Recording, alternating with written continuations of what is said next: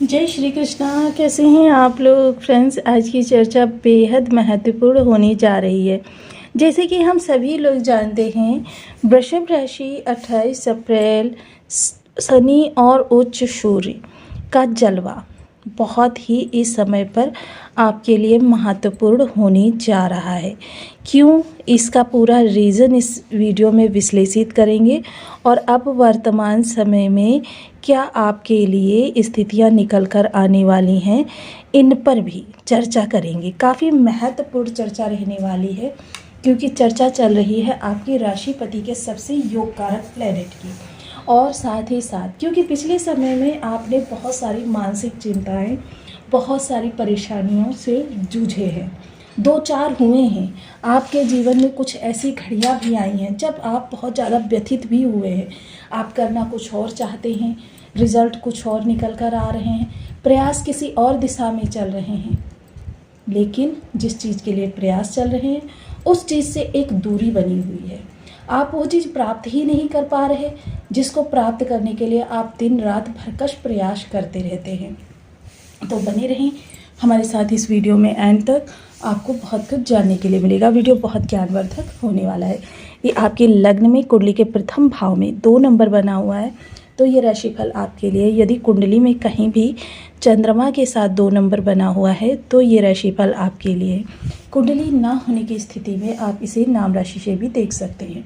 यदि अभी तक आपने अपने इस चैनल को सब्सक्राइब नहीं किया है तो प्लीज़ सब्सक्राइब कर लीजिए, वीडियो को लाइक कर दीजिए, चैनल को शेयर कर दीजिए। इससे होगा क्या कि हमारे आने वाले हर वीडियो की नोटिफिकेशन मिल सकेगी आपको सबसे पहले। एक प्यारा सा कमेंट करना बिल्कुल ना भूलें। कमेंट से हमें बहुत मोटिवेशन मिलता है, हौसला मिलता है और ये पता चलता है कि आप और क्या जानना चाहते हैं।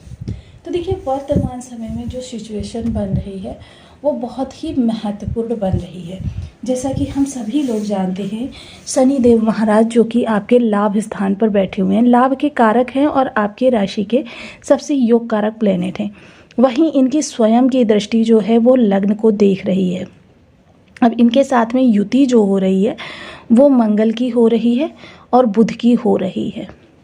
अब ऐसी स्थिति में सूर्य जो है द्वादश भाव में विद्यमान है और यहाँ पर दसम स्थान में राहु देव विद्यमान है। राहु वर्तमान में युवा है और सूर्य भी युवा है और शनि भी युवा है। तीनों ही ग्रहों के युवा होना, क्योंकि देखिए ग्रह का एक दूसरे पर प्रभाव डालने के लिए डिग्री बल भी अनिवार्य होता है। अब यहाँ पर आप देख रहे हैं शनि ने पाप कर्तरी योग बनाया हुआ है। शनि ने पाप कर्तरी योग किस तरीके से बनाया है, जैसा कि देखिए हम जानते हैं किसी भी ग्रह के, चाहे वो कितना ही अच्छा क्यों ना आपके बर्थ चार्ट में बैठा हो, लेकिन उसके अगर एक भाव आगे और एक भाव पीछे पाप ग्रह बैठ जाए तो यह पाप कर्तरी योग बन जाता है। फलतः वह ग्रह हमको पाप प्रभाव देने लगता है। परेशानियां, समस्याएं, चिंताएं, आपके कार्यों में देरी, कार्यों में अड़चन, विलंबिता, ये सारी चीज़ें जो है ग्रह प्रदान करने लगते। और हम सदैव सोचते रहते हैं कि परेशानी निकल कर कहाँ से आ रही है और परेशानी का मूल कहाँ है। पिछले काफ़ी समय से हम यही चीज़ देख रहे हैं। और देखिए इसमें सोने पर सुहागा ये कि मंगल साथ में बैठ गए हैं। अब मंगल जब साथ में बैठ गए हैं तो मंगल भी क्रूर ग्रह की श्रेणी में आते हैं, जिसकी वजह से यह प्रचंडता और बढ़ गई। अब इस शनि पर किसी भी जगह से सौम्य ग्रह की कोई भी दृष्टि नहीं है, जिसकी वजह से यह शनि जो है पूर्ण उद्दंड और पापी होकर प्रभाव प्रसारित कर रहा है। अब जब यह प्रभाव अपने इतने व्यापक रूप पर हमको प्रदान करेगा, वहीं अगर हम केतु को देखें तो केतु हमारे सुख भाव में विद्यमान है, क्योंकि केतु शनि से षष्ठ बैठे हुए हैं। आप देख रहे हैं शनि से षष्ठ बैठे हुए हैं केतु। शनि ने इनके साथ षडाष्टक योग निर्मित किया हुआ है। लाभ से सुख की अपेक्षाएं इस समय आपकी बनी हुई हैं, क्योंकि जाहिर सी बात है कि या तो आप संचयन निकालना नहीं चाहते या आपके पास संचयन है ही नहीं। इस स्थिति में केतु हर समय आपके लाभ को सोचने के लिए बाध्य करते हैं कि लाभ किस तरीके से बढ़ेगा, क्योंकि ग्रहों की एक विचारधारा चलती है। और यहाँ पर यह भी स्पष्ट कर दूँ, जब आपके लिए हम बहुत ही लाभ की स्थिति बताते हैं तो वहाँ पर हमको ये देखना भी अनिवार्य हो जाता है कि ये लाभ जो है हमारा, ये किस स्तर पर निकल कर आ रहा है और कितने दिनों के लिए निकल कर आ रहा है, ये भी देखना बहुत ज़रूरी हो जाता है। क्योंकि उस दौरान अगर ग्रह के अनुसार हमने अपने कार्यों को गति दे दी तो फिर समझ लीजिए हमारे लिए बहुत अच्छे प्रभाव निकल कर आएंगे। लेकिन अगर वह समय चूक गए तो फिर हमारे लिए कुछ भी नहीं शेष बचता है। ऐसी स्थिति में सदैव ही हमको ग्रहों की स्थिति के अनुसार, बहुत से लोग क्या होता है कि एक बार अगर उन्होंने लाभ की स्थिति सुन ली तो उनका लगता है कि अब सदैव के लिए हमारी लाभ की स्थिति बन गई है, अब कहीं पर कोई भी समस्या नहीं, अब पूरी ज़िंदगी मेरी लाभ में कटेगी। और जो लोग देखते हैं हानि तो वो कहते हैं हाय अब तो मुझे पूरी ज़िंदगी जो है हानि में ही काटनी पड़ेगी। यही चीज़ें जो होती हैं ये जनसाधारण को भ्रमित करती हैं। और भ्रम का कारक राहु जो दशम स्थान पर विद्यमान है, आपको कुछ करने से रोकने लगता है। तो ये जो चीज़ें हैं यही चीज़ें जो आपको जीवन में बाधाएं उत्पन्न करती हैं, छोटी छोटी सी चीज़ें। तो इन चीज़ों को थोड़ा सा ध्यान दिया कीजिए कि आपके लिए लाभ की स्थिति किस समय से किस समय तक बनाई गई है। अब जो चर्चा का वर्तमान में समय विषय बन गया है 28 तारीख को चंद्रदेव, क्योंकि मैंने बताया था ना आपको कि ये काल सर्प, क्योंकि राहु केतु ने काल सर्प बनाया हुआ है, चंद्रदेव इस भाव में आ जाएंगे, काल सर्प योग को तोड़ देंगे और साथ ही साथ शनि पर अपनी सौम्य दृष्टि भी लेकर जाएंगे। और जब शनि पर यह अपनी सौम्य दृष्टि लेकर जाएंगे तो ये 3 दिनों के लिए 28, 29, 30 बहुत विशेष तिथियां होंगी जब यह हमको अच्छे प्रभाव, शनि के अच्छे प्रभाव दिलवाने का कार्य करेंगे। देखिए यहाँ पर चंद्र कितने महत्वपूर्ण हो गए। एक तो काल सर्प योग के दोष को समाप्त करेंगे कुछ समय के लिए, क्योंकि इसे आप पूर्ण रूप से समाप्त ना समझिएगा और काफ़ी लंबे समय बाद ये दुर्योग बना हुआ है। और वहीं ये क्या होगा कि शनि को सौम्य दृष्टि भी प्रदान करेंगे। हालांकि देखिए ये मैं मानती हूँ कि चंद्रमा उतना ज़्यादा पावरफुल ग्रह नहीं है जो शनि को प्रभावित कर सके, और शनि के साथ इनका दृष्टि संबंध, युति संबंध बहुत ज़्यादा श्रेष्ठ नहीं माना गया है। लेकिन फिर भी एक सौम्य ग्रह की दृष्टि ऐसी विषम परिस्थिति में अगर शनि के ऊपर पड़ जाए तो यह आपको काफ़ी राहत जनक प्रदान करेगी। तो इस समय पर आपके पिछले प्रयासों का भी लाभ मिल सकता है। आपके स्वास्थ्य में जो चिंताएं हैं वो भी रिमूव हो सकती हैं। आपके स्वभाव में जो उग्रता बनी हुई है वो भी काफ़ी हद तक कम हो जाएगी, जिसकी वजह से आप एक स्पष्ट दृष्टिकोण के साथ सोचने समझने की शक्ति को आश्चर्यित कर सकेंगे, जिसकी वजह से यह आगामी समय आपके लिए काफ़ी महत्वपूर्ण होता हुआ दिखाई देगा। जीवन में आपके जो लाभ की स्थितियां बनेंगी वह बहुत ही महत्वपूर्ण रहने वाली हैं। ऐसी स्थिति जो जीवन में आपको सदैव आगे बढ़ा कर रखे, यह आप इस दौरान देखिए किसी भी नए कार्य की शुरुआत करना या पुराने कार्यों की अपडेट जानना, क्योंकि यह समय आपको अपडेट जानने के लिए भी काफ़ी महत्वपूर्ण रहने वाला है। बहुत से कार्य ऐसे होंगे जिनमें आप आशा कर रहे होंगे, अपेक्षा कर रहे होंगे शुभ फल रिजल्ट प्राप्त हो, लेकिन अभी तक आपको रिजल्ट नहीं प्राप्त हुआ। तो ये वो समय होगा जब आप बेहतर से बेहतर रिजल्ट भी प्राप्त कर सकेंगे, नए किसी कार्य की शुरुआत भी कर सकेंगे और कार्यों में गति भी ला सकेंगे।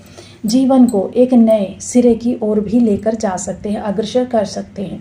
जीवन में आपके जो परेशानियां बनी हुई थी उनको अभी रिमूवन होगा और उद्वरण बनेगा आपकी एक नई स्थिति। सबसे पहले देखते हैं शनि की दृष्टियाँ, क्योंकि शनि की तृतीय दृष्टि यह रहेगी, क्योंकि इस भाव में जितने भी ग्रह बैठे हैं सबकी दृष्टियाँ काउंट होंगी। मंगल की ये रहेगी और इनकी सभी ग्रहों की समस्त दृष्टि यहाँ पर रहेगी, अष्टम दृष्टि यहाँ पर रहेगी और दशम दृष्टि यहाँ पर रहेगी। इतने सारे भाव आपके विषम परिस्थितियों से जूझ रहे थे, जिसकी वजह से आप रिलैक्स हो ही नहीं पा रहे थे, अपने कार्यों को सुचारू कर ही नहीं पा रहे थे। समस्याएं दिन दूनी रात चौगुनी बढ़ती चली जा रही थी।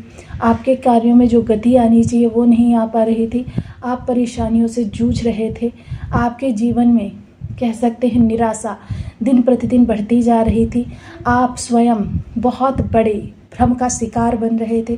ये सारी चिंताएं निर्मूलन हो जाएंगी। ये 3 दिन का समय रहेगा जो आपको इस कहते हैं ना रेगिस्तान में तपती धूप में अगर एक लोटा शीतल जल मिल जाए वही होगा। ये एक लोटा शीतल जल लेकर आए हैं चंद्रमा शनि के इस पापकर्तरी योग में, जो काफ़ी हद तक आपके जीवन को कह सकते हैं कि आपको राहत की सांस देगा।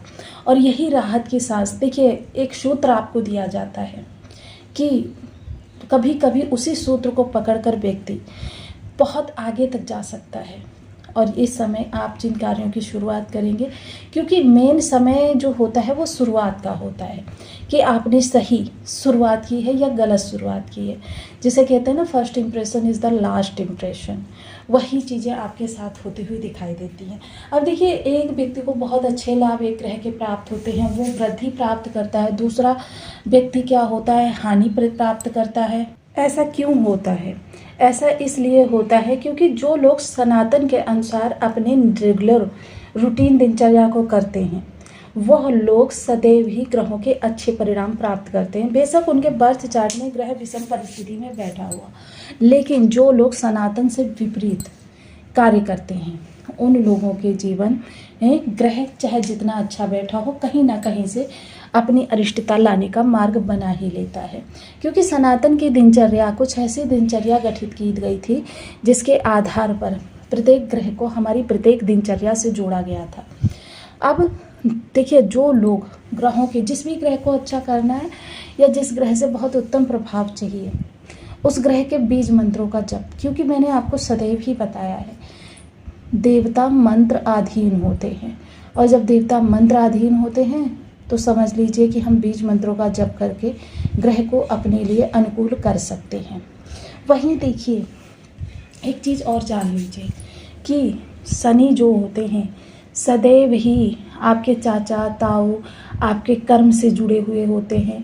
कर्म में जो लगन समर्पित होते हैं उनके लिए शनि बहुत अच्छे प्रभाव लेकर आते हैं। साथ ही साथ शनि को और उत्तम यदि करना है तो देखिए, आपको सदैव ही जो मजदूर वर्ग होते हैं, इनकी किसी ना किसी तरीके से मदद करती रहनी चाहिए। क्योंकि जब आप ये मदद करते रहते हैं, और कभी भी स्वयं की परिस्थिति को आप अपने मुख से अपमानित ना करें, क्योंकि ब्रह्मांड